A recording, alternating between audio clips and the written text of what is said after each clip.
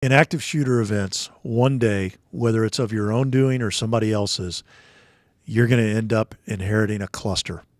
Wouldn't it be nice to know how to fix it? That's today's topic. Stick around.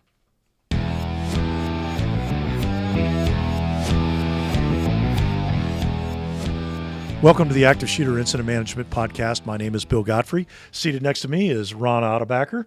Across from him, Pete Kelting, and we've got Adam Penley all in the house. All of us instructors as part of the cadre. Welcome, guys. Thank you for coming back in. Yes, sir. So today's topic, which ought to be kind of interesting, I want to go through the checklist and at each phase of this kind of talk about the things that we've seen that tend to go wrong, and give some tips on how to recover from that, how to get back on track. You know, we always say it in the coaching, we'll let people make mistakes, but we're going to get you out of the weeds. And teaching, sometimes knowing how to get out of the weeds is almost as important as knowing how not to get in the weeds to begin with. So I want to make sure that we're covering those ideas on how to get out of the weeds when things go wrong. So let's start off with the first arriving officer. What are the things that you see go wrong consistently with the first arriving officer and their duties, which, by the way, are for the audience: size up report, identify the hot zone, establish command. They're going to be contact one on the radio, and then engage. What are the things that we commonly see go wrong with the first arriving officer duties? I think the most prevalent thing is they refuse or they forget to give a size up and identify a danger zone. Everyone else is responding to it. There's only one person knows what's going on. Everyone else is guessing. And if you don't give that important critical information, then engage the bad guy, then no one else knows what they're getting into. Everyone else is guessing. And by that, it may precipitate a bad response from everyone else. Those are the two of the most critical things we do in this whole situation is give a size up and identify danger zone. We know that the majority of officers injured in active shooter events are injured approaching the building. If a proper size up had been given, and the identified danger zone had been put out, could that have stopped a lot of those? It's a good question. I think realizing they're in command. Just to what Ron's saying is that they're the closest to the problem at the point in time, and they need to evaluate that and push that tactical situational awareness up to.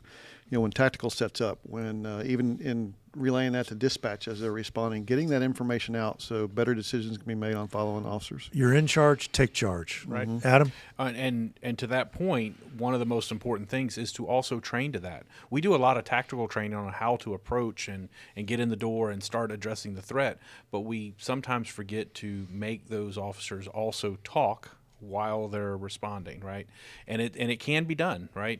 Clearly, if you have to utilize your weapon at a moment, you're going to talk afterwards. But if you're moving and talking and then addressing the threat, that's one way to fix it. And the second way to fix it is if you can tell, especially if you're in a supervisory position, you can tell that first, second, third officer who have formed up contact team one, they might have a little bit of tunnel vision. You may have to get on the radio and say, everyone else be quiet, give us an update.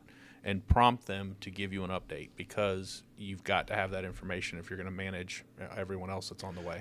I think one of the other ways that I want to make sure we mention on this one, because we've seen it so many times, when you get a good comm center, a good dispatcher engage, they need to know it's okay for them to prompt this stuff. Mm-hmm. That's one of the reasons we include dispatchers in training is because they need to learn it too. If your first arriving officer gets there and he says on scene and that's all he or she says, that's a problem. Mm-hmm. And dispatch should immediately go back and say, need a size up report. And if you've got to walk them through it.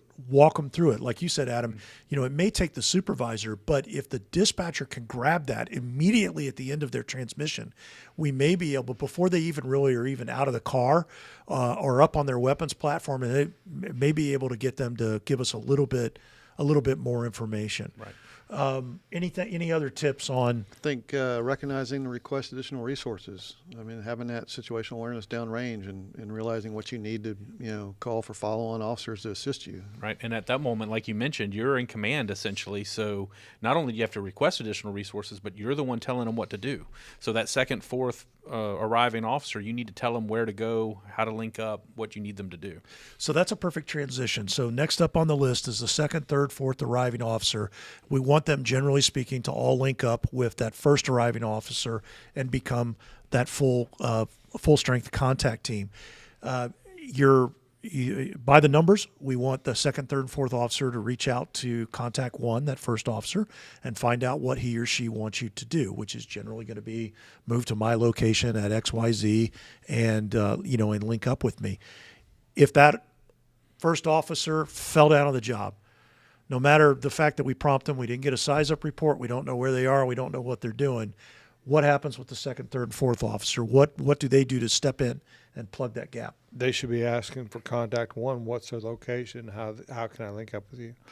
Because they shouldn't do it unless he knows. Again, that creates a blue on blue situation. Mm-hmm. If they don't know, if contact one doesn't know that other team members are coming, you don't just want to approach. You want to make sure you've got verbal communication that we're coming up to you.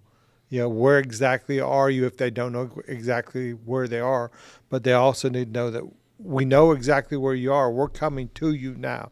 Do you copy?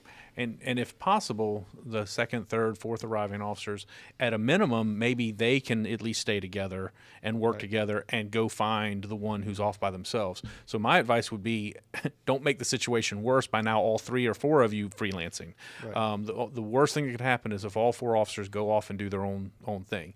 There may be time delays, so one officer may have to make a solo entry because they're the ones there. They have to address that crisis. But second, third, and fourth, as they come in, they should start like an accordion. They should start coming together, and don't make it worse by doing your own thing also. And Pete? Limit radio traffic. I mean, only convey what is important at the time, especially in the early onset of an event.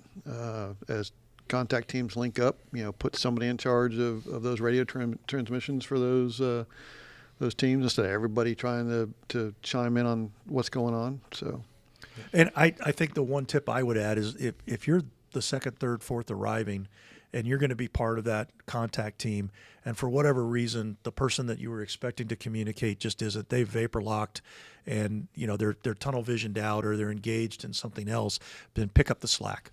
You know what the duties are. If no size up report has been done, give one. If a hot zone has not been established, designate one. Initiate, pick up that slack, what we call a cross check. If it got missed by the guy and gal in front of you, fill in the gap. Right. And Adam talked about training. Many times, you always hear me say is, train the next level up, right? So the contact teams need to know what information is going to make tactical successful and so forth, the response that's above them. Which is a perfect segue over to our fifth arriving officer that will become tactical. So now in this particular case, the play here, if you will, the team, the football play is that the first 4 officers go down range, and then that fifth arriving officer is not going to go down range. They're going to set up a position outside and begin to coordinate all of the other arriving officers. In other words, we're going to sacrifice one to make sure that the rest of our resources get put on the task and purpose that we need and coordinate the response. And the first thing that we see that happens with frequency is that the 5th officer goes in, then the 6th officer goes in, then the 7th officer goes in, and the next thing you know, you're 8, 9, 10 in the stack. How do we get back on track? Well, again, I think when everyone trains to the model, right? So, a lot of times we get pushback like, hey, in the real world, that wouldn't happen. All 10 of us would go in, that sort of thing. That's how we do it in the real world. The reality is you should train to how it should be done. And there's a lot of ideal reasons why basically the exact 5th officer should stay put and allow the other 4 to go in first because more resources are coming. So you are sacrificing maybe one additional gun inside in order to manage everyone else. And I say it all the time. One more gun inside might not do nearly as much good as giving a strategy and some tactical direction to the 15 more guns that are on their way, right?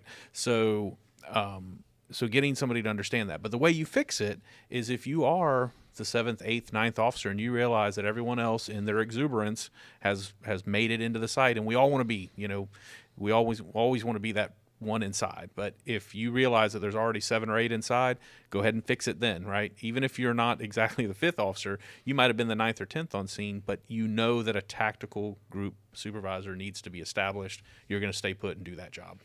I think our checklist affects behavior. I think, and again, back to the training aspect of it. If you train to the checklist, you know that it's important that control has to be, command has to be established. Quite often we have taken these checklists and looked at after action reports of previous events and can clearly see where, the challenges of that particular event for those agencies, we feel our checklist would have significantly helped change that behavior and moved a better direction on command and control of that event. Ron, how about you? You got your number 8, number 9, number 10 in the stack. Recognition first. You recognize your number 9, number 10, no one's taking responsibility. You have to step up and take responsibility. Then immediately the next thing you need to do is get a brief so you know where everyone's at. Because now you're sending in the next 10 people to assist everyone else. But if you don't know what's going on, how can you safely send them in? How can you work with, all the resources that are already downrange, that already passed up the opportunity that we had to set it up right initially? So you got to get a brief, and then you've got to request the additional resources, and you set your staging area. So you don't, by setting staging, you try to preclude everyone responding to the scene. And you get them to set up, and then you can request them. I need 2 more 4-man teams to come up and meet me here, and I'll give you your assignment, or link up with contact 2 and 3 because I got my brief. I now understand there are 2 and 3 contact teams downrange, and figure out what their responsibilities should be from there. Right. I think what I would, in following on to Adam's comment, is if we train, and I think both of you said this, train to the plan. Train to the plan. You're a football team. The coach has a new play he wants the team to play. The team's going to run the play, and they're not going to run it right the first time. And the coach is going to make them run it again, and they're going to run it again and run it again. The coach wants to see them run that play correctly the first time. And I think that's the first play to start, is to make sure that everybody knows what the expectations are. I think the other thing, again, going back to the comm center, the comm center knows how many people have arrived on scene. They're sitting there watching the CAD, whether they're calling out on the radio arrival or whether they're punching the little button on the computer that says that they've arrived on scene. The comm center sees that. So they can say, 118, you're 5th arriving. 122, you're the 6th arriving. You're the 7th arriving. Whatever, Charlie Mary 3, you are the number 9th arriving, and we don't have a 5th man. Right. We can call that out. The supervisors can call that out.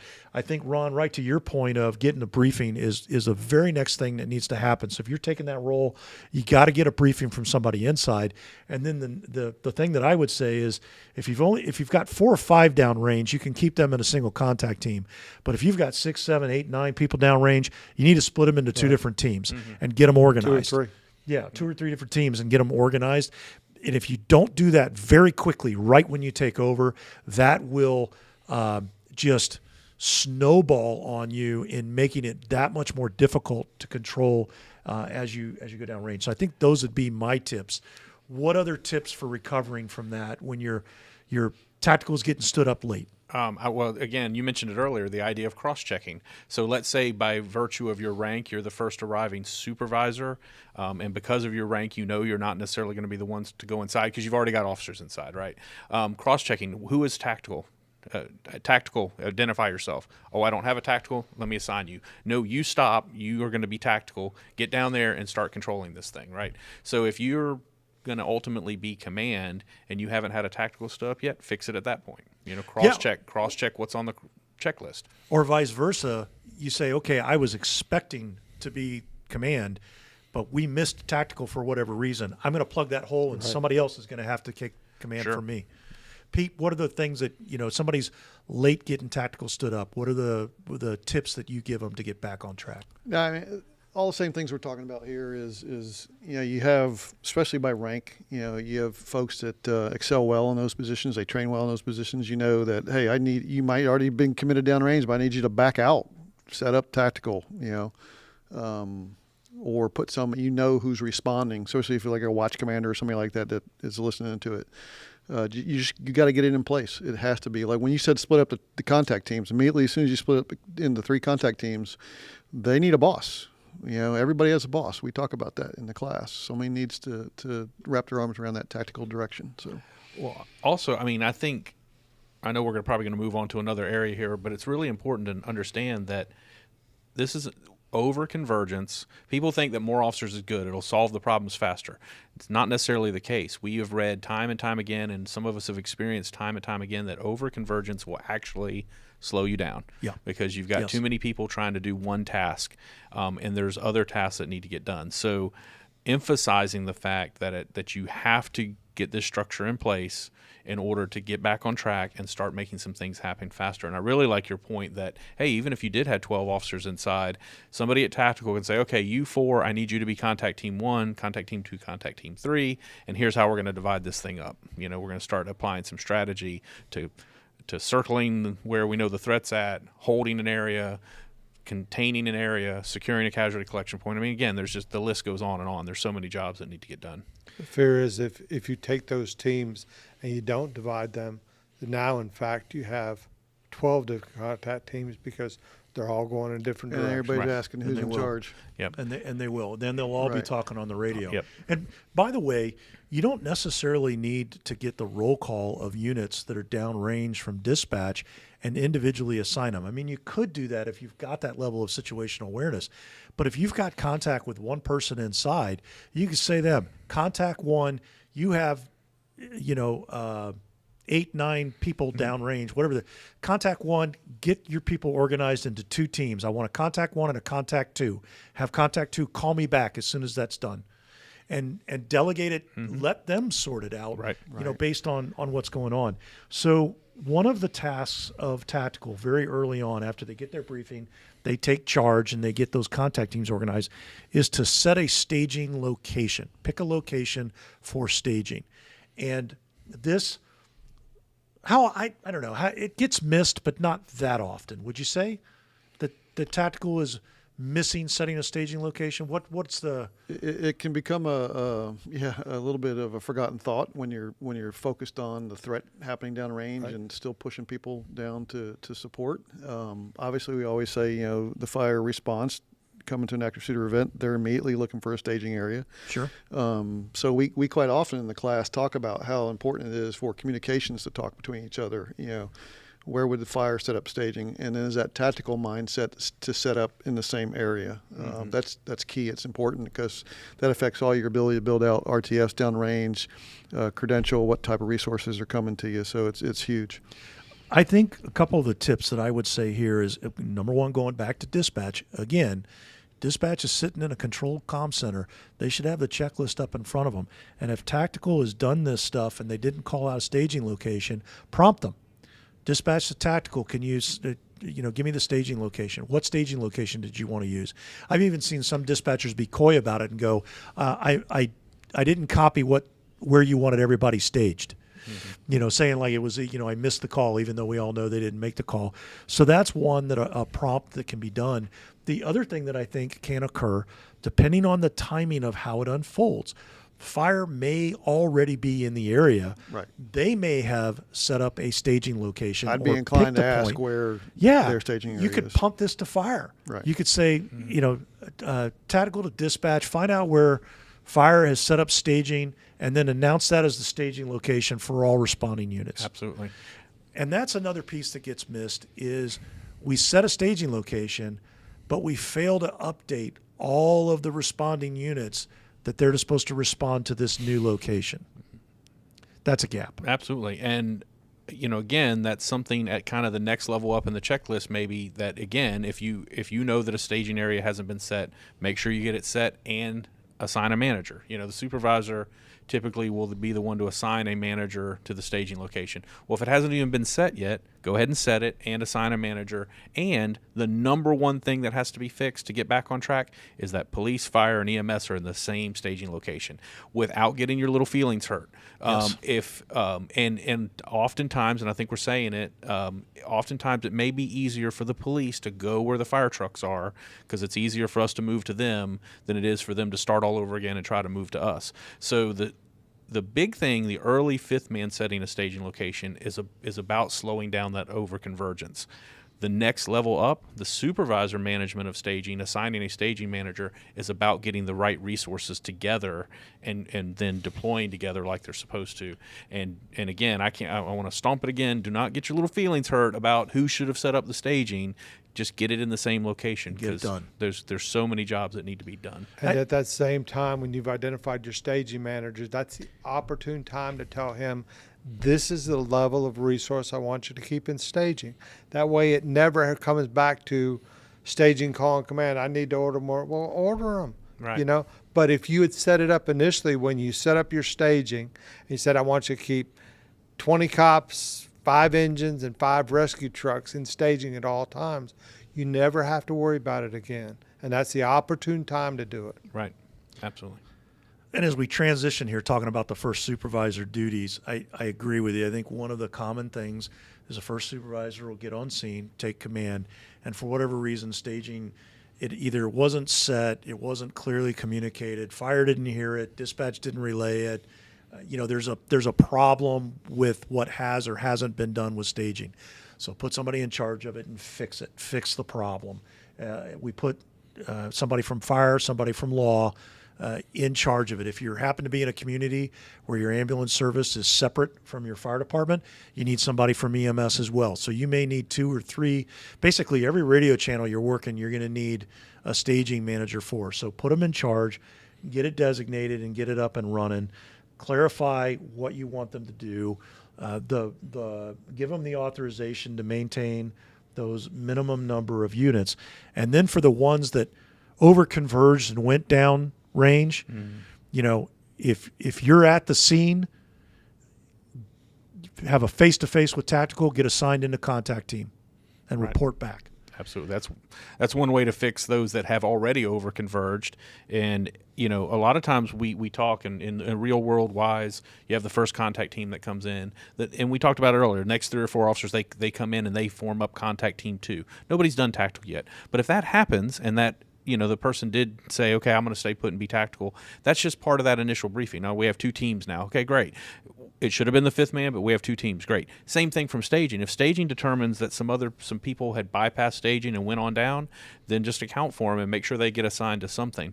But the other thing that you brought up, Bill, I think is really important, is that once command has set staging and we do have enough resources on scene and other jobs are going to need to get done, you may have to have somebody with that command presence with the proper rank to say out loud, command to all follow-on units, do not come to my scene without going through staging. Dispatch, repeat that message.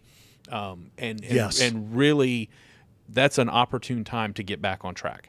Is you've had a little initial chaos. It's always going to happen. A little chaos of everyone wanting to get inside, but now you've got tactical. Now you've got a command presence. Stop. Everybody go to staging. Start getting RTFs ready. Start thinking about perimeter. Start thinking about the other jobs that need to get done. It's funny you mentioned perimeter. I was just thinking, is it wrong to tell the perimeter guys, send everybody to staging, and if they don't go, shoot them? That's wrong. That's bad, right? You might end up with more patience that way. I'm not sure. So let's talk about staging for a minute and some of the challenges that we see there that tend to go wrong and need to be put on track. So I think a lot of people think staging is just a matter of writing somebody's name down on a piece of paper and saying they're there, and it's much more than that, right? We all know in staging, if we get behind early on credentializing what resources are coming in, either single incident or multi-jurisdictional incident, it's huge at staging to make sure that we're ready to go. That staging manager is putting together teams upon request, sending them out, giving them a boss, giving them a radio channel, staying organized. I think what we're talking about here is how do we get back on track. One of the things is stay organized from the get-go. Follow the checklist.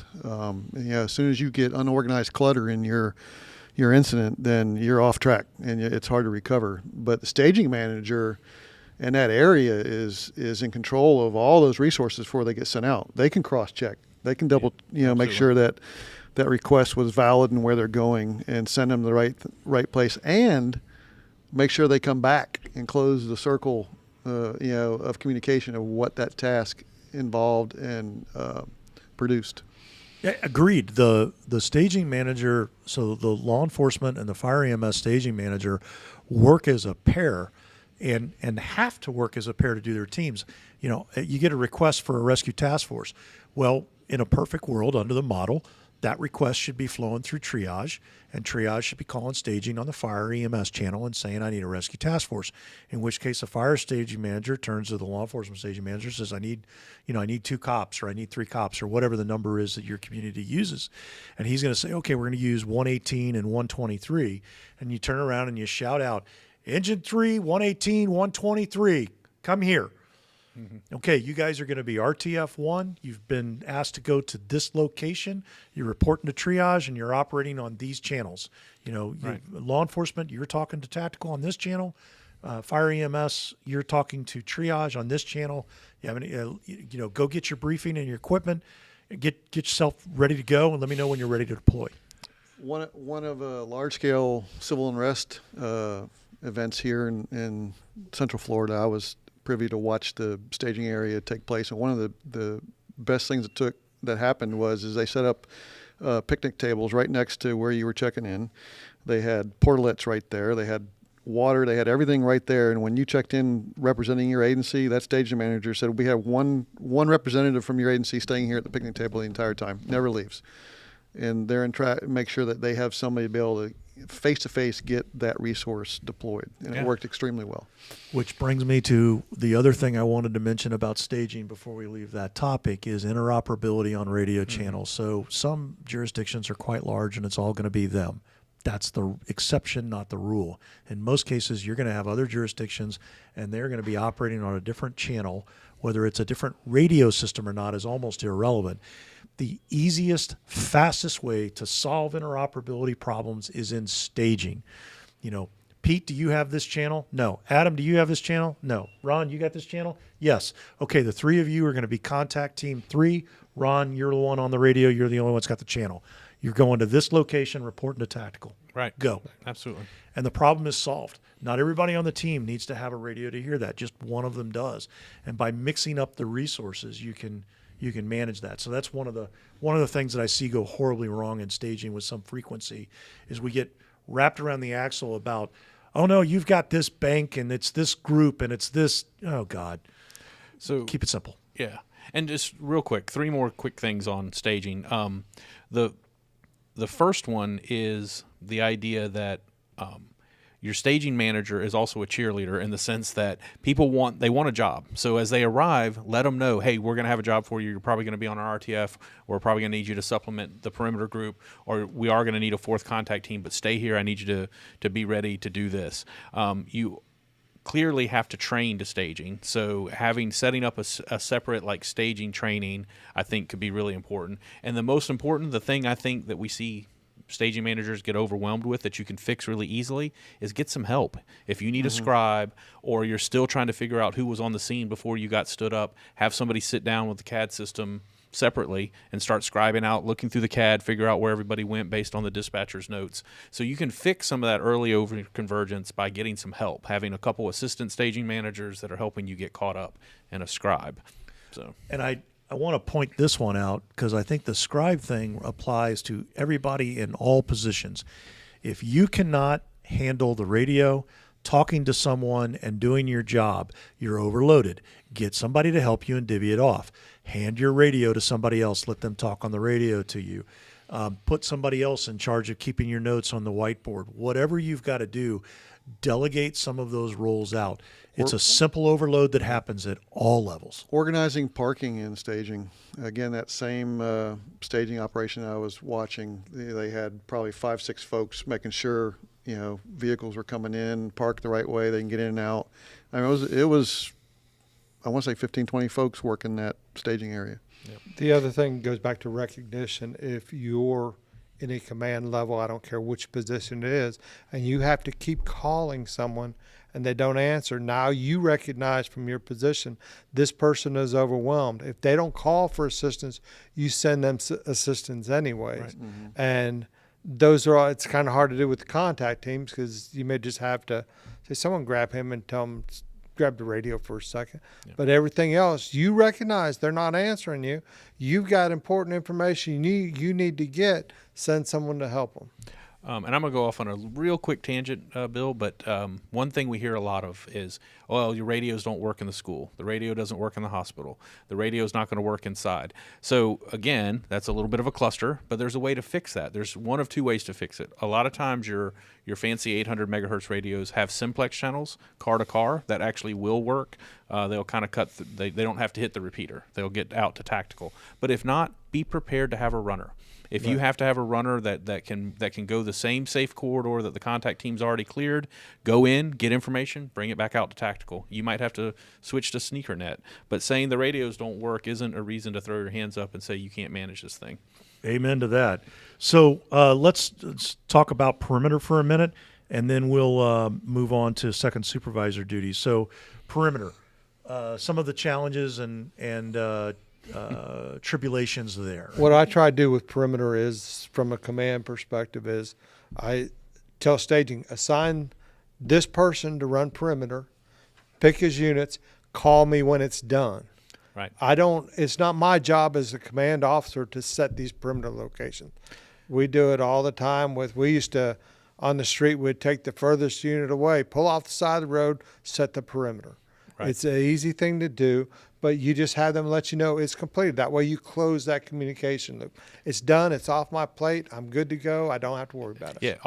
Go ahead. No, go ahead. Oftentimes you see that they grew up as a sergeant or lieutenant. They want to call out the locations. Instead, just give them a mission. Right. So I agree with you. Assign it to somebody, but then just give them the mission. I want exit-only traffic. I want only law enforcement coming inside. I want to stop everyone and get their information before they leave. I want them to all go to staging. Absolutely. Let right. me know when it's done. What were you going to say? No, I was on Adam's point. Setting up perimeter early enough is a challenge as it is. I mean, we talk about schools, how parents beat us to the scene before we get perimeter set up, and lot of our other locations.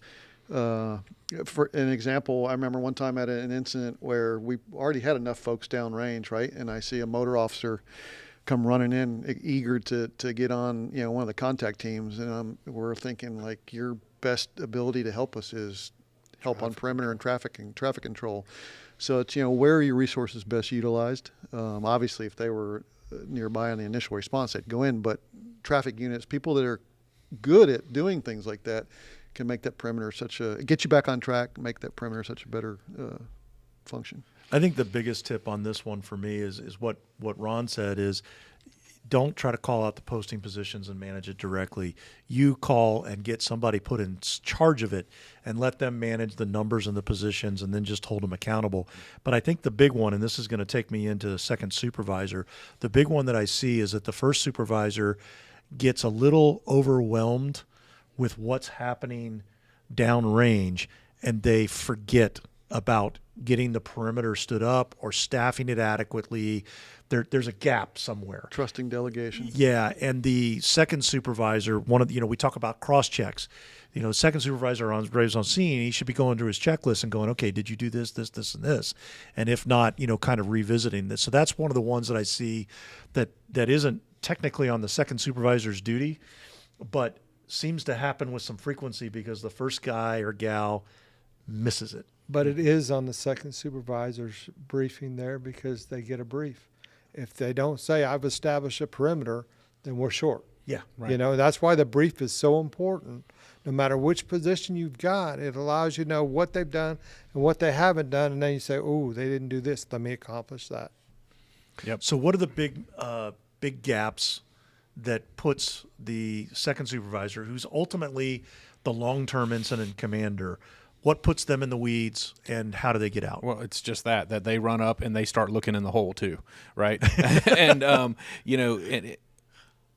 you've used a sport analogy a couple of times, and I'll kind of extend on that. Your law enforcement branch is your offensive coordinator, right? And your fire EMS branch director is going to be your medical branch is going to be your defensive coordinator, let's say. You should think more in terms of being the head coach. Right. You can't get down in there and start trying to reinvent their wheels. And I think that's one of the biggest mistakes you have is they get in and they don't just get a briefing, they start trying to reinvent the wheel that's already been done, and they're wasting time by doing that. If you step back, take a moment to digest what they're already doing, get them back on track, and then start giving direction. And the other big one is stay put. If you are that head coach or you're that ultimate incident commander, you have to stay put and start creating that method that which they get jobs done. They report back to you what's done. You send another, you give out another kind of job that needs to get done. They get it done for you, and then you create that little communication triangle within the command post that I think really gets everybody back on track. Pete? I think kind of the reason behind sometimes why that happens is depending on who that individual is and where their comfort zone is during stress, during critical incidents. We see a lot of times at tactical, we may have a very senior road officer that really hasn't spent time doing any type of command level decision making. Same thing all the way up to command. So train, not on game day. You don't want to, be wondering that on game day, but train to operate the next level up, so that we don't get off track if you're the person that's put in that position. And understanding what your responsibilities are. You've already taken place of the person in charge at that time. You move them down to law enforcement branch. Now you got two responsibilities. I need someone to gather intel, and I need someone here because we know we're going to have to do a press brief. So that's all your responsibilities are. While you've got that 30,000-foot view, you know that if you got a cop question, I go to law enforcement branch. I got a medical question, I go to them. So often we see the incident commander try to reach past them. And, okay, you need to have 4 more. No, it's not your job. Tell them to have 4 more ambulances. Say, do you have the resources you need? Do you have the resources you need? Right. Okay, I'm here now. I'm getting ready for my brief. I think that's a perfect segue over to medical branch, and let's talk about medical branch and talk about that EMS stack that goes up. So obviously medical branch, once we get that first supervisor gets a command post set up, whoever the ranking officer is for fire and EMS goes to the command post, establishes a face-to-face communication, and becomes the medical branch working for the law enforcement incident commander, and then begins to stand up the fire and EMS response, which at the lowest level is going to be the rescue task forces, and the rescue task forces are reporting to triage. Parallel to that, right next to them, is going to be the transport group supervisor, and the transport group supervisor will run all of the ambulances as they get assigned out of staging and manage all of the transports. And they're reporting all of that information back to medical branch. So that's our structure. So let's talk about some of the common problems we see. And let's start at the lower level with the rescue task forces. So one of the big ones, start with it in staging when you get assigned, is they don't take 30 seconds to introduce themselves and get clear on who's doing what. And this is one of my biggest concerns is I think sometimes law enforcement makes some assumptions about the level of training that the fire and EMS people that are going in with them on their RTF have had. And, the simple things that are common to you guys, like don't stand on the X and don't stand in a T intersection. That's a dangerous place. Well, those were terms I had never heard until the very first time I went through training.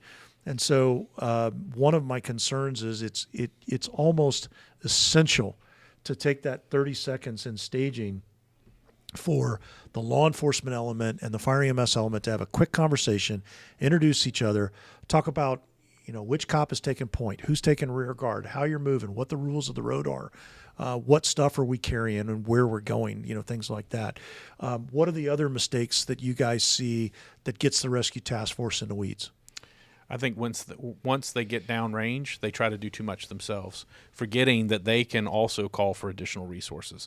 They can delegate up to triage that, hey, we need 2 more teams here, and then when those RTFs make it into the casualty collection point, somebody taking charge and giving direction. This is a term we use loosely, but kind of a room boss, right? Having that first RTF has already sized up what they have, and as new teams arrive, making sure they tell them what needs to be done next.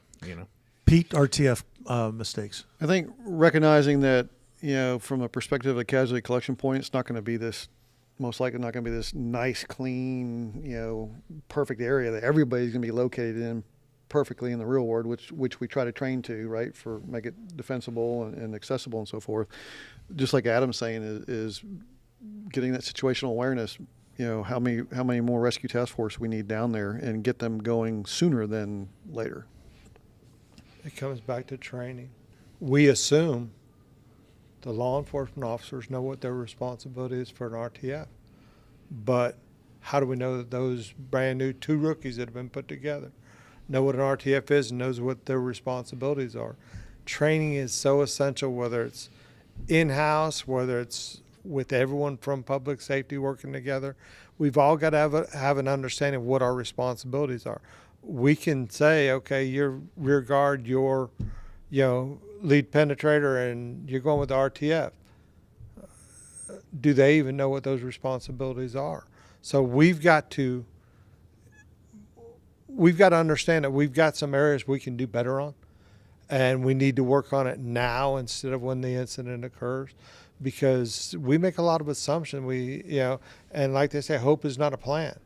We hope that things are going to work out that way, but if we got 4 people that have never been in an RTF trained for that function, and they're now the RTF, what are their chances of success? You hope it's good, but we've got to understand that we've got weaknesses, and we've got to address those weaknesses. Yeah, we can't forget that our number one debrief topic on RTFs in class is who's in charge of them. That Right. usually sends everybody sideways of, is law enforcement in charge of sending the first one down versus medical at the time, and then does medical branch control, how all that movement takes place. We see that derail RTF response quite often.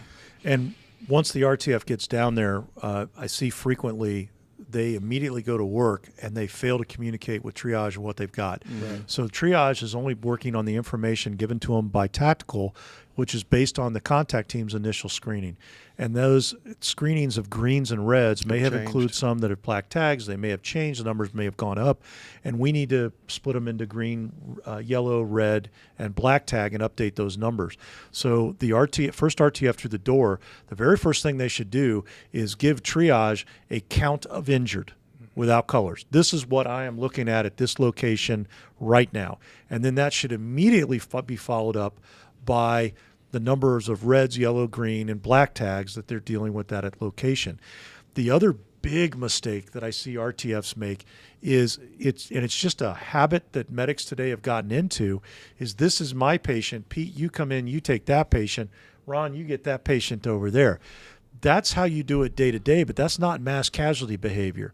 Mass casualty behavior is we first need to figure out who's the most severe and who's going to benefit from the quickest help. And so my first duty is to get everybody triaged. And, Pete, when you come through the door as Rescue Task Force 2, I should be saying to you, Pete, those 2 over there with the chest wounds are number 1. You deal with those. Get on those right away. And then Adam comes in with RTF3, and you say, Adam, I haven't been able to get to those people over there. They're yellows and greens, but I didn't get a chance to reassess them. Start working with that stack over there. And Ron comes through maybe as a 4th RTF, and you say, Ron, I need you to get a plan together for how we're going to move these people to the ambulance exchange point. So we've lost a little bit of that leadership that goes into place. But how do you recover if you get an RTF that goes in and goes silent on you? You're triage. They work for you. You're the boss. Call them. Get a report. Right. And you got a law enforcement component with them. Yep. Yeah. And just to kind of back up a little bit, one of the other things I think we've seen in some actual incidents is RTFs that get hijacked by walking wounded. And they need to be clear about where they're going and what their mission is. Meaning, if you're sent inside of classroom number 3, it's because there are seriously injured patients in there, and then we need you in classroom number 3. Being stopped in the hallway and not making it to your assignment is something that has to be fixed, and it has to be fixed quickly. And it's the RTF's responsibility to either say, "Hey, we've been stopped by a serious patient out here in the hallway. We're going to stay put, and we need to send somebody else," or triage, what do you want us to do? We have walking wounded here. Where do you want us to send them? So there needs to be a plan in place for that as well. So let's jump over to triage and transport. Pete, you spent a lot of time coaching tactical triage and transport. What's the most common things that gets triage and transport in the weeds, and what are your tips for getting out? They silo their own individual look at the incident. They need to. That's the whole purpose. They're co-located together is to start working together to digest that information and make the best decisions. Like you said, changing triage colors and so forth. Movement of the RTF teams. knowing that tactical talking to contact teams, that contact teams aren't calling dispatch saying send me rescue in room such and such when we have an RTF component in place and moving down range.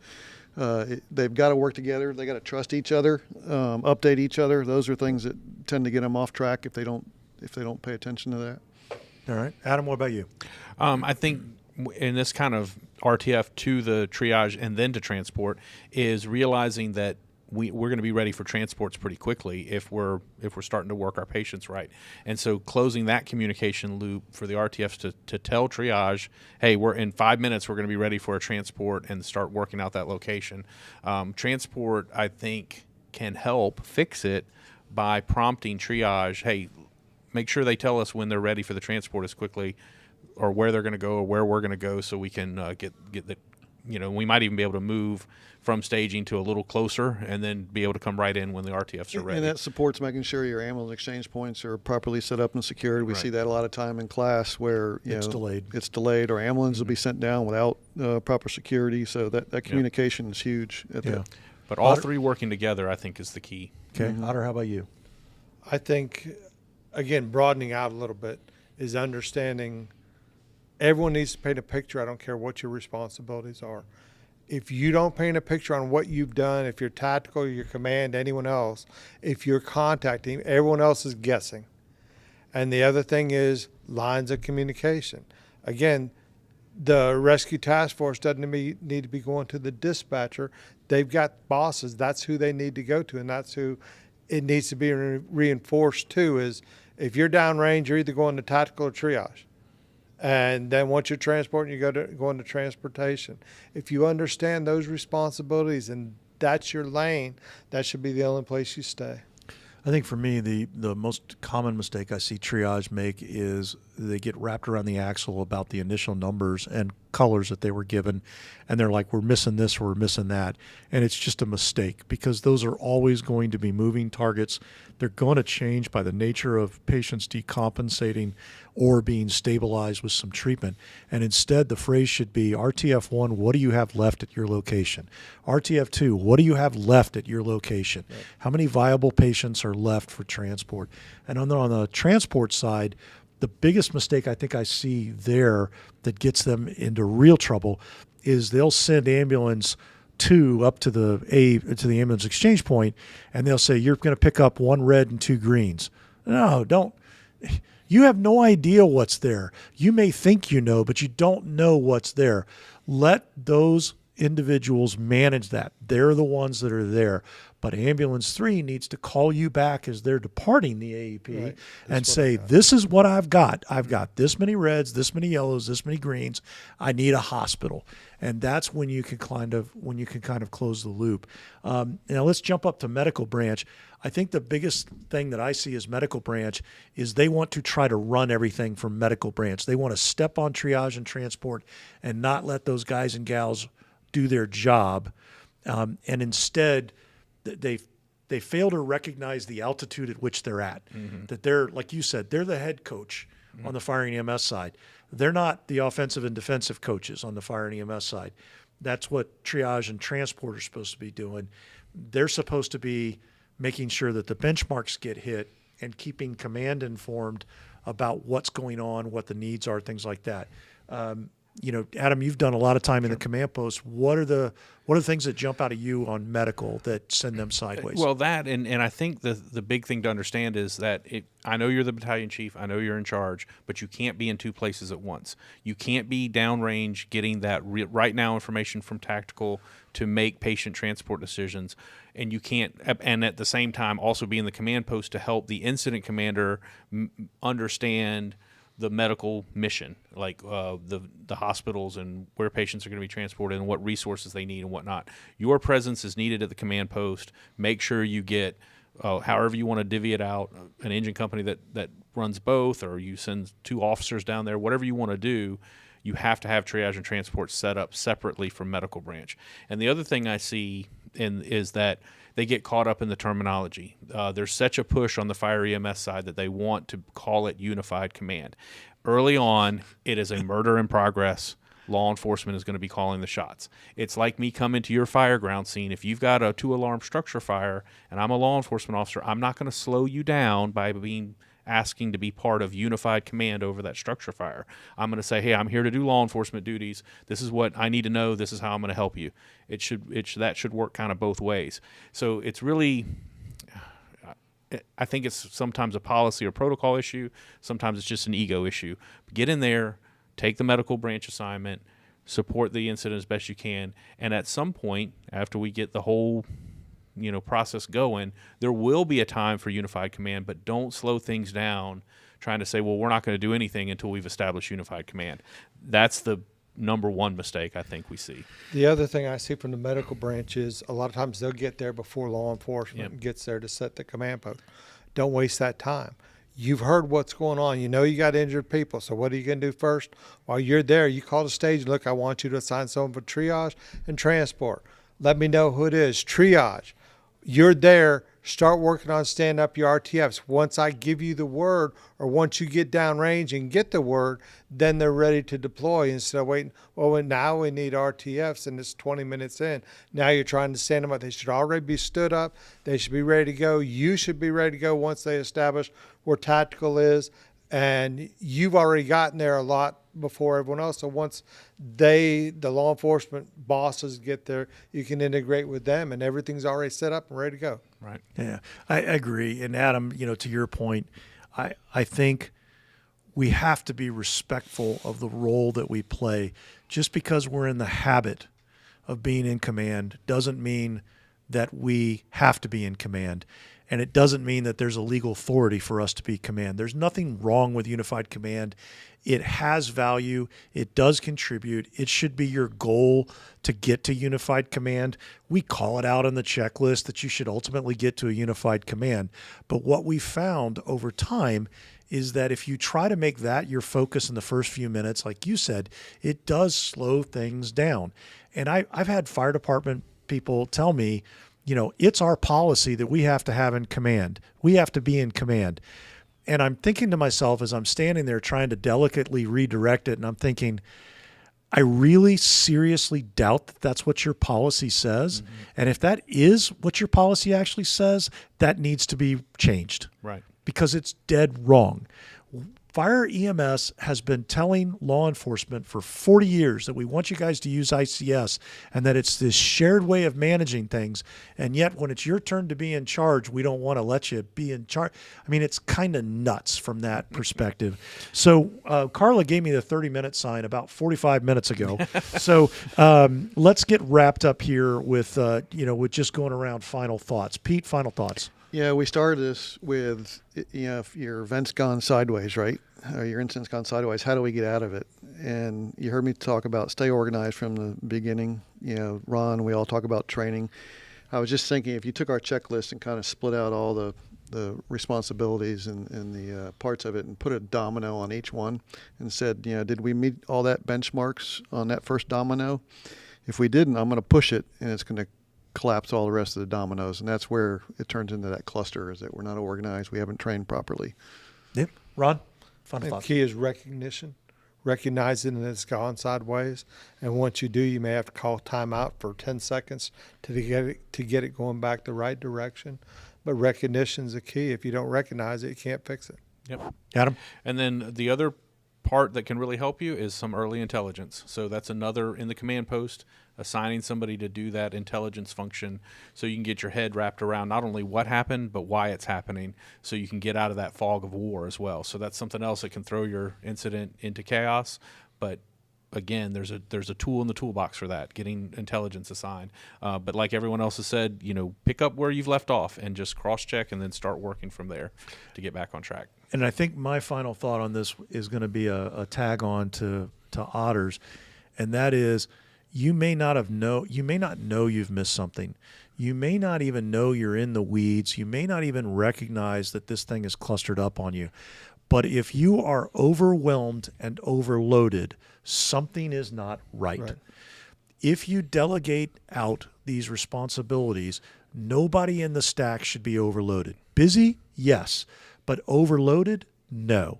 So if you're feeling overwhelmed and overloaded, get some help.